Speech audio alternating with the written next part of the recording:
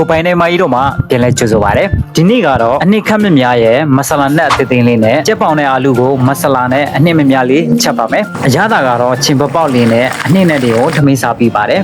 ဒီရင်ချက်တဲ့နေ့ဆိုရင်ခမင်းပြောင်းပဲပထမဆုံးအနေနဲ့ကြက်ပေါင်၄ပေါင်ကိုအရသာနှက်ပါမယ်စားနဲ့ဟင်းချုံမုတ်ကိုလက်ဖက်စုံတစ်ဝက်စီထည့်အရသာမုတ်လက်ဖက်စုံတစ်စုံအယောင်အတွက်စနွေးမုတ်အနှဲငယ်ကိုထည့်ပြီးရင်နှက်ဆက်အောင်နေပြီးတော့10မိနစ်လောက်နှက်ထားပေးလိုက်မယ်နော်ဒီထဲမှာပါဝင်တဲ့ပါဝင်ပစ္စည်းအလုံးကိုဗီဒီယိုရဲ့နောက်ဆုံးမှာကျွန်တော်အသေးစိတ်ရေးပြထားပေးပါတယ်10မိနစ်လောက်နှက်ထားတဲ့အချိန်မှာကျန်တဲ့ပစ္စည်းကိုလာပြီးတော့ပြင်ဆင်ပါမယ်တက်ဆင်ထားတဲ့အာလူ3လုံးကိုအခွန်နှာပြီးတော့အနေတော်လောက်စိုက်ထားပေးမယ်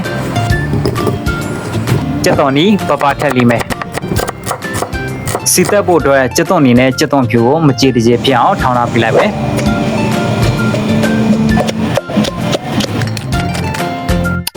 ကြက်ပေါင်တွေကိုကြော်ဖို့အတွက်စီကိုနည်းနည်းများများလေးသုံးပါမယ်စီအနေငယ်ပဲသုံးမယ်ဆိုလို့ရှိရင်အပြင်ကတူးပြီးတော့အထက်ကမကျစ်တတ်တာမျိုးဖြစ်တတ်ပါတယ်ကြော်တဲ့အခါမှာလည်းမီးအေးလေးနဲ့ပဲကျွန်တော်တို့ကြော်ပေးရပါမယ်ဒီလိုနဲ့ပဲဟိုဘက်ဒီဘက်လှည့်ပြီးတော့သုံးပုံမှာ2ပုံလောက်ကျက်အောင်ကြော်ပြီးတော့ကျန်တဲ့ပုံကိုတော့ကျွန်တော်တို့စီတက်ရင်နဲ့ကျက်အောင်ကြော်သွားမှာဖြစ်ပါတယ်โอเคဒီလောက်နေထားဆိုရင်တော့ကျက်လောက်ပါပြီပေါ့နော်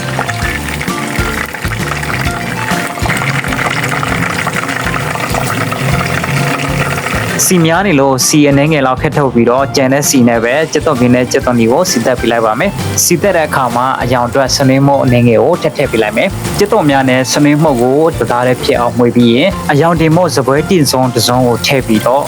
ကြက်သွန်လေးအနက်မှုမွေးလေးဖြစ်လာတဲ့အထိစီတက်ပြလိုက်မယ်နော်မီးကိုအလဲလဲလောင်းနေပဲစီတက်ပြသွားပါโอเคကြက်သွန်လေးလည်းမှုမွေးလေးဖြစ်လာပြီဆိုတော့အရှိမကြော်ထားတဲ့ကြက်ပေါင်၄ပေါင်ကိုထည့်ပြီးတော့အနေငယ်မှွေပြီးတော့ရေ600 ml ကိုထည့်ပြီးရင်အရသာအတွက်ကတော့အရသာမုတ်စပွဲတင်စုံတစ်စုံဟင်းချုံမုတ်လက်ဖက်ရည်စုံတစ်စုံစားကတော့လက်ဖက်ရည်စုံတစ်ဝက်တကြားကိုတော့လက်ဖက်ရည်စုံ2စုံကိုထည့်မယ်ဘီမာတစ်စိမ့်မဆလာတစ်ထုပ်ကိုထည့်ပြီးတော့အနေငယ်မှွေပြီးရင်မီးကိုပုံမှန်လေးနဲ့15မိနစ်လောက်ကြက်ပေါင်တွေကြက်လာအောင်နဲ့နူးဤလာအောင်အဖုံးကိုပိတ်ပြီးတော့15မိနစ်လောက်တက်ထားပေးလိုက်ပါတယ်โอเคရေတွေလည်းတစ်ဝက်လောက်ခင်းလာပြီကြက်သားတွေလည်းနူးဤလာပြီဆိုတော့အာလူထည့်ချမယ်အာလူတွေကိုနူးဖို့အတွက်ဟင်းရအောက်ရောက်တဲ့ထိကိုမှွေပြီးရင်အဖုံးကိုအုပ်ပြီးတော့အာလူတွေနူးတဲ့ထိနောက်တဲ့15မိနစ်လောက်ချက်ထားပေးလိုက်ပါမယ်ဒီကြားထဲမှာအဖုံးကိုဖွင့်ပြီးတော့တစ်ချက်မှွေပေးလိုက်ပါနော်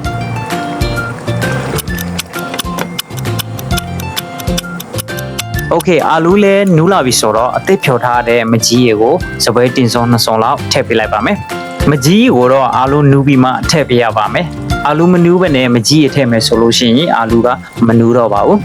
အရသာလေးလူတိုးဖို့ရှော့လုပ်ဖို့အတွက်အရသာလေးကိုမြည်ကျင်မယ်ကျွန်တော်တို့ကတော့ကွက်တီပါပဲအရှင်မများရောက်ခမနဲ့ရောက်မတွေအိမ်ကိုလဲလာတယ်ဆိုလို့ရှိရင်ဒီဟင်းကိုချက်ကျွေပါအချစ်တွေပိုလို့တိုးပြီးတော့အမွေခွဲတဲ့နေရာမှာလဲမြေတစ်ခွက်လောက်ပို့ပြီးတော့လက်ဆောင်ရမှာသိကြပါတယ်ဗျဟင်းချစ်နီများနဲ့မုံလုံးနီများကိုလေးလာနေတယ်